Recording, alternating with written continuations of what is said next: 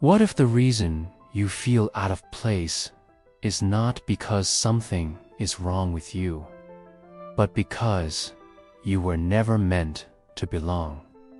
From childhood, belonging is presented as safety. Fit in, adapt, blend in. Don't be strange. Don't be difficult. Approval becomes currency, and slowly you begin measuring yourself not by truth, but by acceptance. Modern society does not force conformity openly. It invites it. Through trends, through outrage, through ideologies, through group identities, you are constantly asked where you stand, who you are with, which side you are on. Silence becomes suspicious. Nuance becomes uncomfortable. Independence becomes inconvenient. To belong, you must soften your edges. To belong, you must silence certain doubts. To belong, you must adjust. And over time, something subtle happens. You stop asking what you truly think and begin asking what is acceptable to think. The crowd does not destroy you violently. It dissolves you gradually. That is the danger.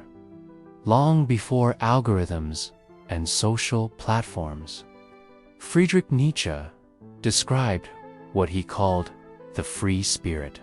Not a rebel seeking attention, but someone who refuses to surrender his internal compass. The free spirit understands that the crowd is comfortable, but comfort rarely transforms anyone. To stand apart is to risk misunderstanding. To think differently is to risk rejection.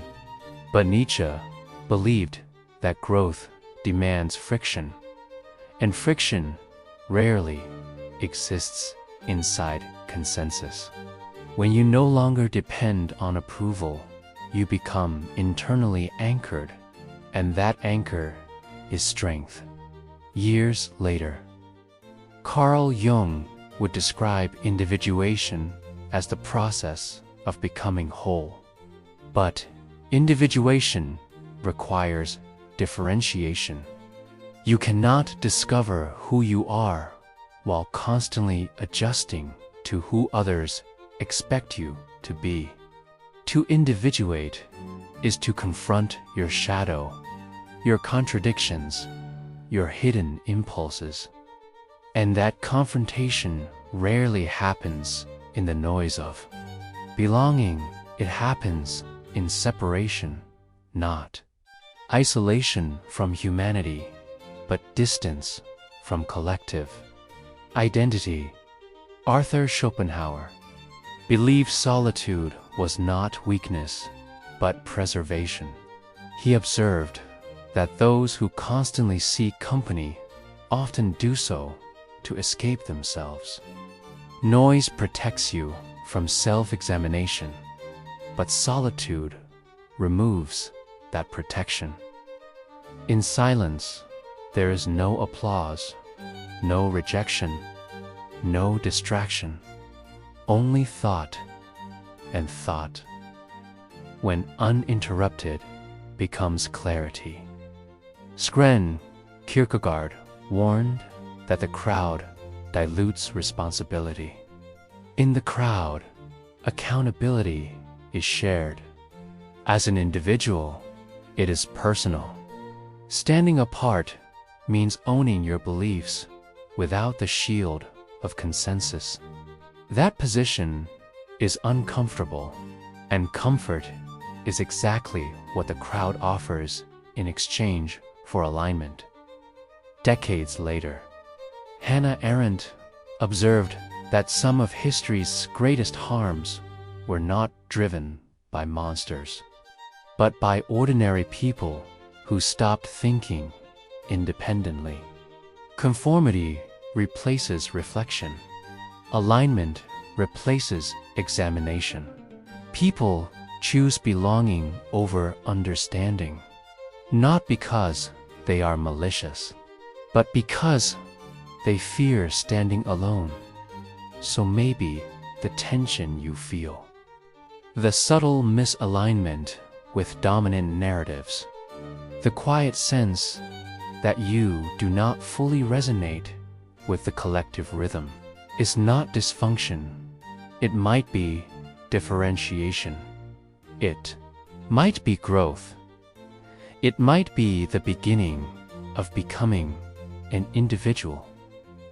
The discomfort of not belonging is often the price of self-definition. There is a reason standing apart feels uncomfortable. Humans evolved to survive through belonging. Rejection once meant danger. Isolation once meant vulnerability. But modern belonging is different. Today, belonging often demands intellectual surrender. And what once protected you can now limit you. The instinct to conform is ancient, but growth requires something more recent: conscious autonomy. The answer is not rebellion for the sake of ego. It is not isolation out of resentment. It is internal alignment. Belong first to your own reasoning.